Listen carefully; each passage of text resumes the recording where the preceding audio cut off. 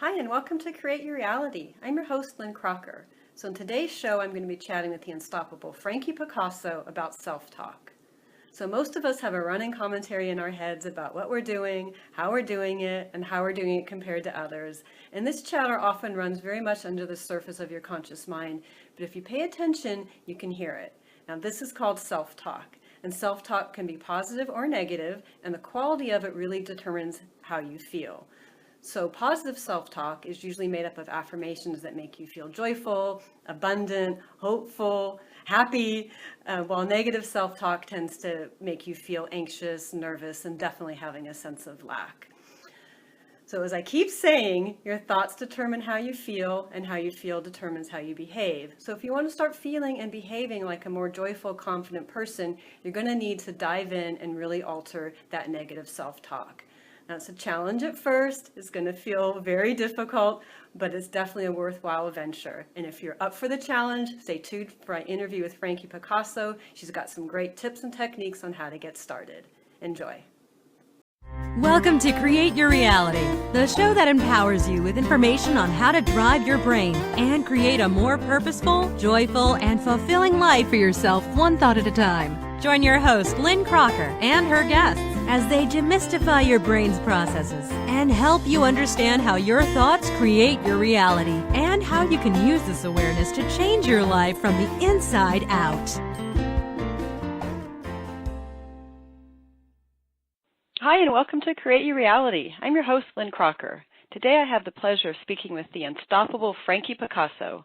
Frankie is a professional certified life, business, relationship, and master coach trainer. She's also a radio host and author of the book, Midlife Mojo, How to Get Through the Midlife Crisis and Emerge as Your True Self. Frankie leads, trains, supports, motivates, and inspires others to produce exceptional results in their lives. Today we're going to talk about negative self-talk, how and when it formed, how it inhibits your ability to create the life you want, and what you can do to alter it and become unstoppable in the pursuit of your dreams. Frankie has some really great insights into the subject, so let's get started. Hi, Frankie. Welcome to the show. Thank you, Lynn. My pleasure to be here today. So as I mentioned in the intro, today we're going to talk about that role that negative self-talk plays in inhibiting a person's ability to create the life that she wants. But first, give listeners a general overview of what self-talk is. Okay. Self-talk is the tape that goes on in your head. Some people, myself, I call it the members of the board talking. You may notice them sometimes when you, if you're a dieter, let's say, and and you go to reach for that cupcake, and no, you don't really want to do that. Yes, I do. No, you don't. Yes, I do. That's that voice. So those voices play in our head, and they're not always the same voice. Sometimes they belong to a parent, a teacher, a grandparent, somebody who has been significant or important in your life, or who made an impact, sometimes through emotion or sometimes just through repetition. Mm-hmm. And it creates part of the landscape of our self-esteem and our self-image, that this negative talk that goes on in our head, and it becomes oftentimes who we are to the outside world. Mm-hmm. So I know negative self-talk is very impactful, and we definitely want to talk about that because I think that's where it's limiting. But can self-talk also be positive? Can it be good voices that somebody's hearing? Absolutely. Okay. Absolutely. We can do self-hypnosis in a really great way so that you can give yourself confidence and you can give yourself pep talks. You could do this through the day or through the night, and I can. I'm the little engine who could. That's me. Tell yourself that. I have the moniker Unstoppable. Well, if you keep, hearing it often enough, you believe it. So it's the same thing. It's the repetition. It's that it goes inside, it's replaying all the time, and you believe it. So it's a belief factor, and if it's something that you don't like, then we want to challenge that belief, right? And ask ourselves, is this still true today? Mm-hmm. Because these beliefs, they've been with us a long, long time. Mm-hmm. They were told us through that socialization process, and that's as we're toddlers and infants, and we're socialized by schools, by our parents. We're told we're good girls or bad girls, or good boys or bad boys. Mm-hmm. And, if we're told that we're good enough or long enough, we're going to believe it. But the opposite is also true. Yeah. So it's very foundational is what I'm gathering. It's very foundational. Yeah. Part of that framework. Mm-hmm. And it doesn't have to stay with us, but it's an underlying automatic commitment for us that we will operate in that manner until we discover differently. Mhm. So the negatives really do get into our core and stick. I think that we tend to go be pessimistic rather than optimistic. Yeah. It just seems it's the default, and we have to work so hard at being positive. Mm-hmm. But it's worth it. Absolutely. Yeah, it's worth it. But, it's an interesting thing because I did try to do some studies on that and thinking, why would people rather be negative than positive? And part of that is that they want to be positive, but if they believe the negative and the positive thing doesn't happen, then they're not as disappointed. Mm-hmm. So, if you believe in the law of attraction, so what you're thinking about is going to happen for you. So really, we want to remove that. I know myself, there have been times in my life when the voices inside my head are so cruel that I would never say that to another person, what they say to me. Yeah. No, Have you ever experienced that? I have, absolutely, and I've shared that a lot on my shows. When I first started on my path, my journey, my healing, I did an exercise where I just carried around a notebook and wrote down all the things I was saying to myself. And when I read back to them, that was the exact reaction I had. Was I would never say this to my worst enemy, and I'm saying it to somebody that I supposedly love, which is me. And I know. Yeah, it was shocking. Yeah, it is, shocking. and that's why it's so important to just take stock and listen to the voice. And if you don't know how to do that, just imagine that you're listening to a song on the radio and start to really listen hard, pick apart the song now and see just the singer. Now you can just hear the bass line. Now you hear the drums, the sax, the lead guitar. And that's exactly what you're going to do in your head. So you're going to hear your ego, and you're going to hear that person who thinks and the person who talks to that person who thinks. But you'll hear those voices, and you'll start to recognize, I call them the members of the board, and you'll start to recognize the players. And as I said before, the voices aren't always our voice. And so if there is somebody in your life, sometimes, it's a mother or father who has been derogatory towards you, you will hear that inflection, or a husband that, abusive husband, you'll hear that inflection in the way that they call you that name, and you'll start to recognize that's not me saying that, that's them saying that. And that's the first step to healing, I believe. So what you're just saying, I liked the word you used, take stock, because I think that's very empowering and very powerful. And then the way you're saying it is really break down what the voice is saying. How is it, the tone, kind of the music behind it, and I think that seems very effective. It is. And then after you've done all of that, you challenge yourself and say, do I believe that? Do I believe that? Maybe I believed it when I was 5, or maybe I believed it when I was 15, but, I'm 40 or I'm 50. Do I still believe that today? Yeah. Is that true? If I look back over my life, is that how it's been? And 9 times out of 10, no, you don't believe that. Right. Or if you do believe that and you don't want to believe that, then we can help you. It can you be can stop changed. believing that. Yeah. That's the good news. That's the really good news, that it can be changed. What I know, and I know you know, and I want to put out there for listeners, is this process, it's simple, but it's not necessarily easy, because it does require people to really dive in and pay attention to what's going on in our society, especially nowadays. It's a lot of people don't spend much time inside of their head. No. No, they don't. Yeah. I like to do it when I'm driving. It's a good time, and driving is a state of trance anyway. Yeah. So it's a good time. It's a good time to do that. Some people, meditate and they go to yoga and they do things like that. But if you really want it, people often ask me, how do I change my life? And the easy, simple answer is you change your thoughts. Right. Yeah. Change your thoughts. Right. Changing your thoughts changes how you act. And how you act changes your life. So it's just the way it goes. Yeah, and again, it's that people really do need to understand that the thoughts are creating their reality. The thoughts, as you're saying, are creating their behaviors. And so it's not just a fleeting thought, something that just passes through the mind. It is a creative force. It is. Now, oftentimes, the easiest time to transition is really in a state of chaos, because change happens best in chaos. You're forced to change. There's no ifs, ands, or buts about it. You have to. There's an emergency, or there's something going on that has forced you. You're forced out of your house. So now what? Or your mate leaves you, or you're in the middle of a fire. You're forced to make a decision and change. So at that point, it's easy. It's a no-brainer. You have to do it. Taking people to that spot where change happens requires you to come out of that easy boy chair and walk across the floor the danger zone, which we call, right now you're in your comfort zone, and we're going to walk into that danger zone. And I know that I told you this before, but the Chinese have the two characters for change, and one is danger and one is opportunity. So are you going to be so afraid that you're always going to have a vanilla existence, or are you prepared to try Jamocha almond fudge? What looks good to you? So it really is, a vibrant life is waiting for many, many people who are too afraid to go for it. Yeah.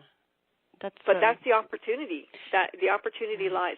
And oftentimes people say, well, they always had an opportunity, but I don't. And there's a Frankieism. It's one of my little things. Nice. That, opportunities aren't lost. They're not actioned upon. And I believe that opportunities come to each and every one of us. And, just imagine you're watching television, if you watch television, and you see a commercial, and you see a new product, and you go, oh, my God, I thought of that. I thought about that years ago. I developed that, but one person acted on it, and they're the ones making the money now. Right. And so that is our challenge, is to go beyond just thinking and doing. We have to go and do now. Right. And what you said, change happens best in chaos, that really struck me, because that is the truth. And if somebody can look at their life perhaps in a state of chaos and see it as that opportunity, as you're saying, either a danger or an opportunity for something different and something better, then that's a very empowering place to approach. I mean, I talk with people in relationships all the time, marriages end, and the partner who's left behind is devastated, and yet they sometimes emerge the stronger individual. Yeah, I would say. I've had that experience too. Yeah, absolutely. Yeah. And because they've had to change their life. And they're thanking God that it happened later on. it really, it catapulted them into something even better. So, there's always a bright light at the end of that tunnel if you want to look for it. Right, and if you're willing to get out of your comfort zone, get into, quote unquote, that danger zone or that opportunity zone to do that. Right. Yeah, and when we were talking before, you had shared a story about your daughter, and I think it's a good example of how change can also come when somebody wants something very badly. And there's a story of her wanting, I believe, to work for the police department, but not being, telling herself she wasn't good at math. So share that story, because I thought that was very real and very impactful also. When my daughter was younger in high school, she wanted to be a police officer, but she couldn't do her math. She thought she couldn't do math. And so she failed high school, and later on as a young adult, she went to college and she wanted to be a police officer, but she needed to do the math portion. And she goes, I can't. I go, you can. I can't. And we've all done this with somebody in our lives, that go around and around that circle. And I go, but how about if you took who wants to live in I can't when they can live in I can? So why don't you replace your I can't with I can every single day, all 20 times a day, I can. And allow yourself that luxury of being able to do it. Just invite yourself to do it, basically. And so she did. She said, I can. And the first test that she did after that, she got a 96%. And that's all she needed. She just needed that one win to say, yeah, I can do this. I'm not stupid. And she knew she wasn't stupid. That's the thing. She knew she wasn't stupid. She just, felt she couldn't do math. And we all need a win, All we need are little wins to show ourselves that we can do things. It really is about proof positive. So many times in our lives we lack faith. We lack faith, and faith is really sometimes all you need to succeed. That faith or that belief that you can do something. I'll tell you a short little story. I went to work for the government. I had been managing a world kickboxing champion, and I got a phone call. And the phone call said, could you come to the government and do a justice? It was the Justice Department, Solicitor General. Can you do a showcase for us? I'm like, yeah, I can do that. Wow. And I don't know how they heard of me, but yeah, I can do that. And anyway, it was a really brilliant timing for me, and I went and I did this, and it ended up I stayed there for about 7 years. And I got paid very well. And my sister, who had gone to Cornell and graduate school, she ended up getting a job, and we had the same salary, but not the same education. And she said, well, how but my education was real education, Yeah, right. Yeah. And she goes, how come you can get that kind of money? And I go, because I believed I could. Yeah. Nice. And I really do believe that if you walk in with confidence and know that you can do, I didn't lie. I didn't lie. I knew I could do the job, and maybe I didn't have experience at it, but I knew I could do it. And so that confidence brought the opportunity and landed that. And then I did do it. And so I really think that if you have faith in yourself, you can do a whole lot of things. And that's why, if you don't, find yourself a coach, because as a coach, I tell my clients that I hold that faith for them until they can believe it for themselves, because I know that they can. Lovely. That is lovely. Yeah. So you're holding that for them and bringing them into your belief through coaching and helping them, again, dive in. Because a lot of these thoughts and these beliefs, and I'm sure we've mentioned it so far in this chat, but are very subconscious, are very buried down, so it sometimes does require a third party, a coach, to be able to draw them out. Right. You're right. And they live in our subconscious, and the subconscious is a sponge, and it's just taking in all of the things that it's told. That's its job. Its job is to do that, and it's not to filter the right things or the wrong things. It's just to take it in, and what you feed it is what spits out, so to speak. And so it's just like your hard drive. So you want to rewrite your hard drive. If your computer's not working properly, you've got to get rid of some programs. It's the same thing with our brain. We need to get rid of the program. And when you are saying, I can, instead of I can't, the I can't was the default pathway, that neural pathway in your brain. Now you're saying I can. You're rewriting that deer path. It's a little light path until you keep inputting that I can, and now it's got a rut in it. You can see the path, and eventually it becomes the go-to path, and the other one, is gone. Right. The I can't one doesn't get used anymore. So that's what we're doing. We're rewriting the circuitry in our brain, developing a new pathway so it becomes the default pathway. That's why repetition is so important. Yeah, because you want to keep, like you say, making that pathway more and more prominent and letting the other one grow over. Exactly. So if there's something that you really want to work on, it's really important to you.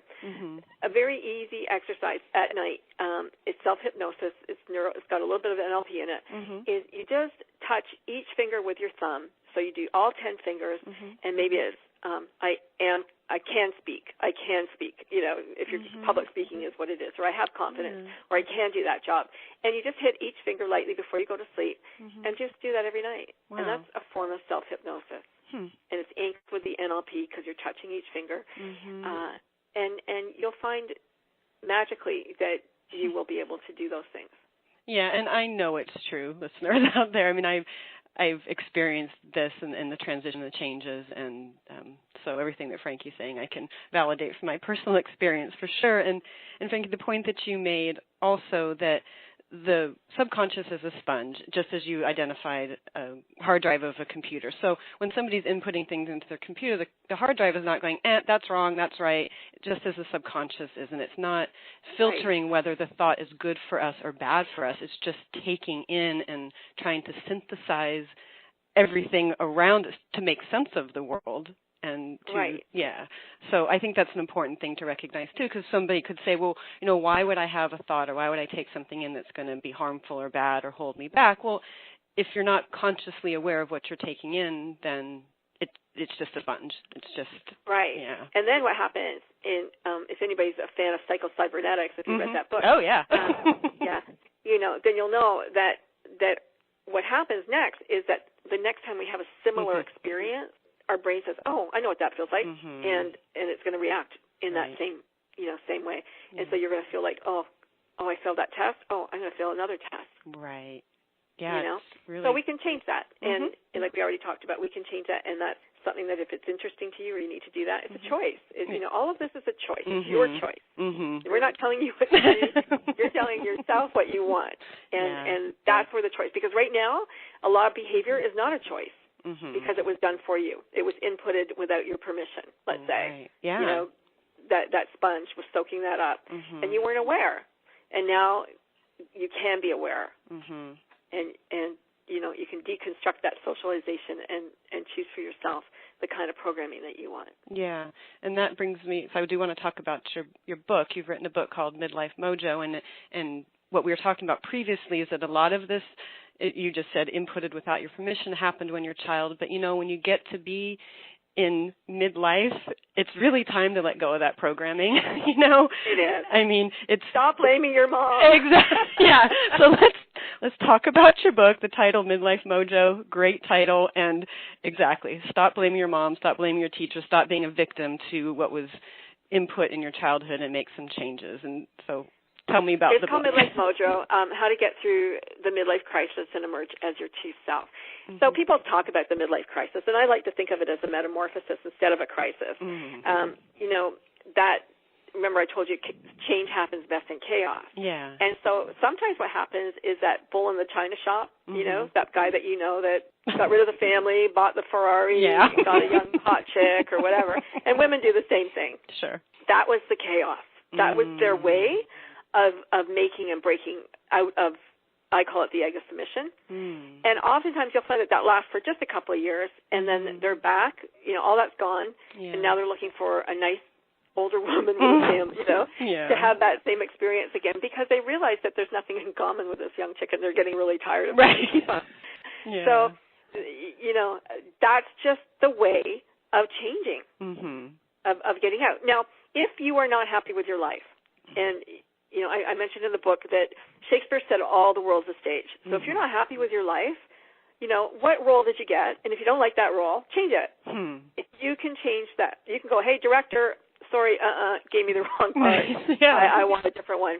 And put on a different costume, put on a different hat, and do something different. That's your right and your opportunity to be able to do that. You are not stuck.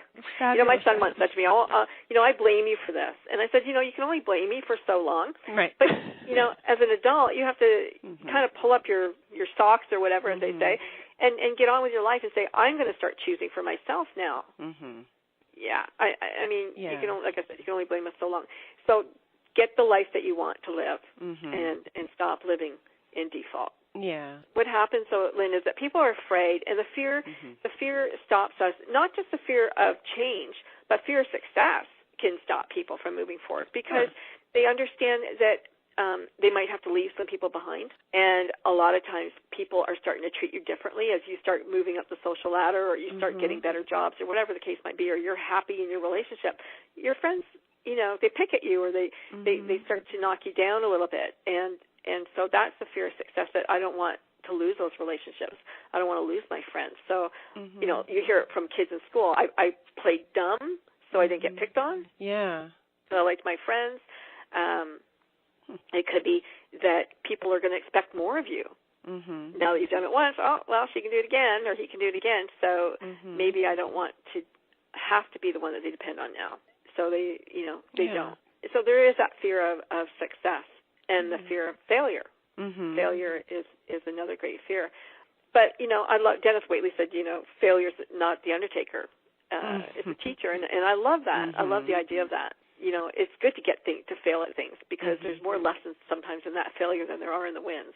Yeah, absolutely. And it's, again, just how you look at the failure, I'm imagining, because I like that it's not the undertaker. Yeah, it's not the end. It's just, okay, well, that didn't work, so let me try this way. Right. And yeah, exactly. It makes me more creative. My dad, he did me a really great service when I was younger, and he said to me, he goes, anybody can do that with money. And so I'd like to look at almost everything that I do. And even when I have money, it's kind of like, okay, yeah, how could I get creative and do that without money or with little money? It's just an exercise that I like. It's like a puzzle, I like to play with it. And so people go, well, they've got money and they can dress like that. Well, you know what? You can go.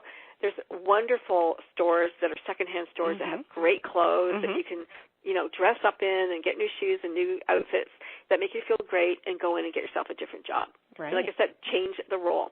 I like to say fake it till you make it, and model good behavior. So if you want to be, let's say you want to be Lynn, and you want to be on the radio, pretend that you're Lynn, get yourself on the radio, and try it. Or one thing that I used to love to do was to call people and ask if I could job shadow. I used to think I wanted to do that job, and so I would say, could I come and work in your office or wherever it is, lawyer or whatever, for a week? I want to know what the job really is. Like, it looks glamorous on the outside, but is it? And they've always said yes. So it's a really great opportunity. You can ask people to job shadow and just sit quietly and follow them around, see what they do, and see if there's a new career for you somewhere. Yeah. Okay. Organizations are looking right now. They're looking for people who are like entrepreneurs, but they call them intrapreneurs. And they really are looking for people who are willing to take risks, who can be innovative and find new opportunities within their company for them. And so don't work for somebody else, but have that entrepreneurial spirit. Yeah. If you're a little bit, I understand people are afraid to work for themselves, but you can still work for somebody, but act like an entrepreneur. So they're looking for that now. So it's really just what you were saying. Don't be afraid of failure. Step out of your comfort zone. Be vulnerable. Yeah. And if somebody has those beliefs in their head and kind of fake it till they make it, kind of an attitude, and just willing to try some different things, and they can really start to make some positive changes in their life and move into who they were meant to be, who they're born to be. Right. Now, because you have to break out of the socialization. You have to. Yeah. Oftentimes, and what I mean by that, other than the fact that school molded you and parents molded you, there are many people who walk through this world that have a lot of talent. Maybe they're musicians, or maybe you see it all the time on Idol, the kids today. But back in the day, they wouldn't have been allowed to do that. Right. They would have said, no, you're going to be an accountant or a doctor or this or that. And oftentimes in many families, they want, their children to carry on with the family tradition. And so you want to please your parents, and you don't go for what you want. They go, oh, my parents really wanted me to, go into the math and to, or be a lawyer or something like that, but I wanted to be a chef. Yeah. So it's allowing yourself the privilege of being who it is that you need to be and want to be, and that's your true self, and breaking out from what everybody expected of you.